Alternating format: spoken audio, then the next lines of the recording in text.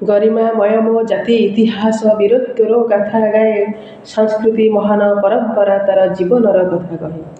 सम्माननीय निखिल भारत ओडिया अध्यापक सम्मेलन सभापति महोदय, वरण्य पूज्य मुख्य अतिथि, स्वतंत्र अतिथि तथा ज्ञानी गुणी पंडित मंडली एवं समस्त अध्यापक अध्यापिका गवेषक गवेषिका और सुधीवृंद समस्त को मोर आंतरिक प्रणाम।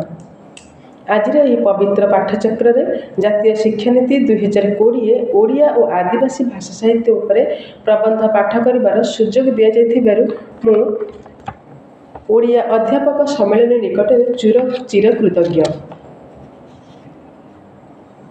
वास्तव में ओडिशा प्रदेश एक आदिवासी बहुल प्रदेश अटे। यह ओडिशार मोट जनसंख्यार प्राय 1/5 अटे। यह आदिवासी जनजाति ओडिशार विभिन्न कोण अनुकोण बसवास कर यथा आमर कोरापुट, मयूरभंज, फुलबाणी, कलाहांडी, बलांगीर, केन्दुझर, सुंदरगढ़, ढेंकानाल आदि जिला मानकरे। ता सहित एमाने बण पहाड़ घेरा प्रकृतिर कोଳରେ बसवास करुछंती। सेमानकर मूल देवता हेउछंती नीलमाधव तथा दारू देवता श्री जगन्नाथ एवं मूल प्रकृति को बुझाए, कारण भगवान का सृष्टि को वास्तविक आदिवासी जनजाति लोक ही भल भाव बुझंती। सेमाने सृष्टिर मूलाधार को पूजा करती यथा सूर्य, चंद्र, ग्रह, नक्षत्र, वृक्षलता, पशुपक्षी, पहाड़, पर्वत, अग्नि, जल, वायु इत्यादि प्रकृति को सेमाने भक्ति करती एवं पूजा करती। भरतमुनिक नाट्यशास्त्र लिखित अच्छी जे शकर, अभीर, चंडाल, शबर, द्राविड़, उड्र, बनचर मानकर भाषा हेउछि विभाषा बा उपभाषा बोली कहुए। ओडिशार संस्कृति ओतप्रोत भाव यह आदिवासी संस्कृति सहित जड़ित। आज मनीष समाज निजक जिते आर्य भाव में परिचित कराउथिले मध्य तार आचरण, तार रीतिनीति एवं पर्वपर्वाणी, धर्म विश्वास सबुथिरे आदिवासी संस्कृति द्वारा प्रभावित। यह ओडिया भाषा बा ओडिया जाति आदिवासी संस्कृति द्वारा प्रभावित हो आसी। कहीं ओडिशार संस्कृति होउछि श्री जगन्नाथ संस्कृति और ओडिशार राष्ट्रदेवता होउछन्ति आमर श्री जगन्नाथ। तेणु यह देवता होउछन्ति आदिवासी पूजित, आदिवासी मानक द्वारा प्रतिष्ठित देवता। एवं ओडिशार लोकसंगीत, लोककथा, ओषाव्रत, शिल्प, वाणिज्य प्रभृति आदिवासी मानकर जो मुद्रांकन रही से मुद्रा सुस्पष्ट भाव विदित होता है। तेणु आदिवासी जनजातिर भाषा को शासन माने उच्चर उच्चतर को नेबा एवं तार एक स्वतंत्र परिचय सृष्टि करिबार आवश्यकता रही। ओडिशार प्रसिद्ध प्राकृत वैयाकरणिक मार्कंडेय तांकर जो प्राकृत सर्वस्व ग्रंथ रचना करछन्ति क्षेत्र से दर्शाई जे ओडिया अपभ्रंश संबंध से कहते जे ओड्री और सौरसेनी मिश्रण में साबर ओड्री नामक एक संकर भाषार उत्पत्ति होछि। एथुरु जना जाउछि जे प्राचीन ओडिया भाषा रे एहार यही आदिवासी भाषा को मतलब समर्थित होइछि। तेणु गोटे असुविधा होछि कोन हमर ना आदिवासी भाषार कौन सी एपर्यंत लिपि बाहरी नहीं।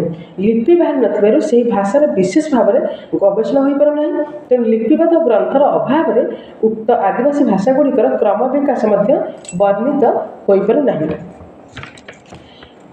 एबे मु कहबाक चाहे जे जातीय शिक्षानीति विषय में संक्षेप किसी कहबाक चाहूँगी। आमर स्वाधीन भारतवर्षर गणतांत्रिक राष्ट्र में सर्वप्रथमे प्रधानमंत्री श्रीमती इंदिरा गांधी महोदया 1968 मसीह जातीय शिक्षानीति प्रणयन करने एक व्यवस्था करते। एथिपाई से 1964 ରୁ 1966 मसीहा मध्य रही एक कोठरी कमिशन माध्यम शिक्षानीति प्रणयन करने मत प्रकाश करते। द्वितीय थर पर 1986 मसीह श्रीजुक्त राजीव गांधी समय जातीय स्तर में यह शिक्षानीति प्रणयन कर किंतु सेबेठारू यही शिक्षानीति आदौ प्रणयन होना। वर्तमान दीर्घ 34 वर्षर व्यवधान पर स्वाधीन भारतवर्ष में वर्तमान शासक श्रीजुक्त नरेंद्र दामोदर मोदी आमर प्रधानमंत्री शिक्षा क्षेत्र में एक विराट परिवर्तन आह्वान कर 2020 मसीहा जुलाई 29 तारिख में जातीय स्तर में नूतन शिक्षानीति लागू कर ଏକ ନୂତନ ଶିକ୍ଷା ନୀତିକୁ ଲାଗୁ କରି ତାର ପରିବର୍ତ୍ତନର ପ୍ରୟାସ ଆରମ୍ଭ କରିଛନ୍ତି। ଏହି ନୀତି ଅନୁସାରେ ଶିକ୍ଷା ବ୍ୟବସ୍ଥାକୁ 4ଟି ପର୍ଯ୍ୟାୟଭୁକ୍ତ କରାଯାଇଛି। ପୂର୍ବରୁ ଥିଲା 6ରୁ 14 ବର୍ଷ ପର୍ଯ୍ୟନ୍ତ ବିଦ୍ୟାଳୟଗତ ଶିକ୍ଷା ପରିସର, ମାତ୍ର ବର୍ତ୍ତମାନ ଏହା ପରିବର୍ତ୍ତନ ହୋଇ 3ରୁ 18 ବର୍ଷକୁ ପରିବର୍ତ୍ତନ କରାଯାଇଛି। ଯେମିତିକି 5+3+3+4 ଏହିଭଳି ଭାବରେ। ଏହାର ଅର୍ଥ କ'ଣ ନା ପ୍ରଥମ ପର୍ଯ୍ୟାୟରେ 3ରୁ 8 ବର୍ଷ ପର୍ଯ୍ୟନ୍ତ ପିଲା ଅଙ୍ଗନବାଡ଼ି ବା ବାଲ ଭବନରେ ଶିକ୍ଷା ଗ୍ରହଣ କରିପାରିବ। ଦ୍ୱିତୀୟ ପର୍ଯ୍ୟାୟରେ 8ରୁ 11 ବର୍ଷ ପର୍ଯ୍ୟନ୍ତ ପିଲା ପ୍ରି ପ୍ରାଇମେରୀରେ ଶିକ୍ଷା ଗ୍ରହଣ କରିପାରିବ। ତୃତୀୟ ପର୍ଯ୍ୟାୟରେ 11ରୁ 14 ବର୍ଷ ପର୍ଯ୍ୟନ୍ତ ପିଲା ଷଷ୍ଠ, ସପ୍ତମ, ଅଷ୍ଟମ ଏହିଭଳି ଭାବରେ 3 ବର୍ଷ ପ୍ରାଇମେରୀରେ ଶିକ୍ଷା ଗ୍ରହଣ କରିପାରିବାର ବ୍ୟବସ୍ଥା ରହିଛି। ଚତୁର୍ଥ ପର୍ଯ୍ୟାୟରେ 14ରୁ 18 ବର୍ଷ ପର୍ଯ୍ୟନ୍ତ ପିଲା ବା ନବମରୁ ଦ୍ୱାଦଶ ଶ୍ରେଣୀ ପର୍ଯ୍ୟନ୍ତ ପିଲା ହାଇସ୍କୁଲ ଶିକ୍ଷା ଗ୍ରହଣ କରିବାର ବ୍ୟବସ୍ଥା ଏହି ଜାତୀୟ ଶିକ୍ଷାନୀତିରେ ଲାଗୁ କରାଯାଇଛି। ଯେପରିକି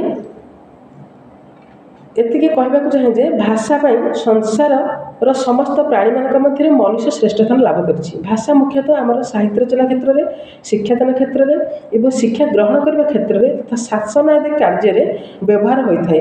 ମାତ୍ର ଉପଭାଷା ବା ବିଭାଷା ଲୋକ ସାହିତ୍ୟ ରଚନା କ୍ଷେତ୍ରରେ ଏବଂ କଥୋପକଥନ କ୍ଷେତ୍ରରେ ବ୍ୟବହାର କରାଯାଏ।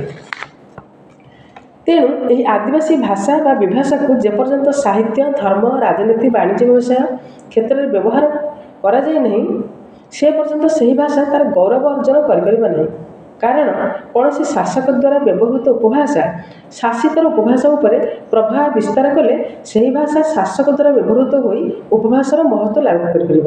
ଦ୍ୱିତୀୟରେ, ରାଜନୀତି କ୍ଷେତ୍ରରେ ଯଦି କେନ୍ଦ୍ରସ୍ଥଳରେ ଏହି ଆଦିବାସୀ ଭାଷା ବା ଉପଭାଷା ବ୍ୟବହୃତ ହେବାର ସୁଯୋଗ ପାଏ, ତାହା ଗୁରୁତ୍ୱ ଲାଭ କରିପାରିବ।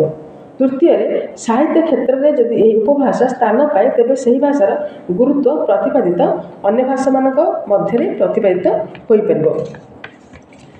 ଚତୁର୍ଥରେ, ଗଣମାଧ୍ୟମ ତଥା ସମ୍ବାଦପତ୍ର, ଦୂରଦର୍ଶନ ଏବଂ ଆକାଶବାଣୀ ଏହିସବୁ କ୍ଷେତ୍ରରେ ଯଦି ଆଦିବାସୀ ଭାଷାକୁ ସ୍ଥାନ ଦିଆଯାଏ, ତେବେ ସେହି ଭାଷା ତା'ର ବିକାଶ ଦିଗରେ ଅଗ୍ରସର ହୋଇପାରିବ। ସର୍ବଶେଷରେ ମୁଁ ଏତିକି କହିବାକୁ ଚାହେଁ ଯେ ଓଡ଼ିଶାକୁ ଆଦିବାସୀମାନଙ୍କର ଦାନ ଅତୁଳନୀୟ। ଏହା କହିବାକୁ ଗଲେ ଅତ୍ୟୁକ୍ତି ହେବ ନାହିଁ। କାରଣ ଓଡ଼ିଶାର ଆଦିବାସୀମାନଙ୍କର ଉପାସିତ ଦେବତା ହେଉଛନ୍ତି ରାଷ୍ଟ୍ର ଦେବତା ଶ୍ରୀ ଜଗନ୍ନାଥ। ତେଣୁ ଓଡ଼ିଆ ଭାଷା ସହିତ ଆଦିବାସୀ ସାବରୀ ଭାଷାର ସମ୍ପର୍କ ସମନ୍ୱୟ ରହିଛି। ଓଡ଼ିଶାରେ ଆମର ଲେଖକ ଡକ୍ଟର ଖଗେଶ୍ୱର ମହାପାତ୍ରଙ୍କ ପୁସ୍ତକ ଡିଡା ଭାଷାର ଅଭିଧାନ ପ୍ରଣୟନ କରି ସେ ଅତ୍ୟନ୍ତ ଉଚ୍ଚକୋଟୀର ପ୍ରଶଂସା ଲାଭ କରିଛନ୍ତି। ଏବଂ ୟୁରୋପୀୟ ଗବେଷକ ଡକ୍ଟର ଗ୍ରିୟର୍ସନ୍ କହିଛନ୍ତି ଯେ ଓଡ଼ିଶାର ଜୁଆଙ୍ଗ, ପରଜା, ଶବର, କନ୍ଧ ଆଦି ଆଦିବାସୀମାନଙ୍କ ଭାଷା ସମ୍ପର୍କରେ ଆଲୋଚନା କରିବାର ଆବଶ୍ୟକତା ରହିଛି। କାରଣ ଓଡ଼ିଶା ଦେଶ ଓ ଓଡ଼ିଆ ଜାତି ମୂଳରେ ରହିଛି ଓଡ ବା ଓଡ ଚଷ ଜାତି, ଯାହାକି ଆଦିବାସୀ ଜନଜାତିକୁ ହିଁ ବୁଝାଏ।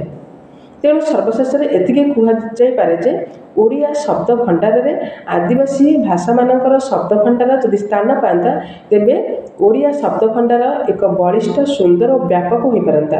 ଏ ଦିଗରେ ନିରବିଚ୍ଛିନ୍ନ ପ୍ରଚେଷ୍ଟା ଜାରି ରହିବା ଉଚିତ ବା ଆବଶ୍ୟକତା ରହିଛି। ମୁଁ ଏତିକି କହି ମୋର ବକ୍ତବ୍ୟକୁ ବିରାମ ଦେଉଛି। ଧନ୍ୟବାଦ।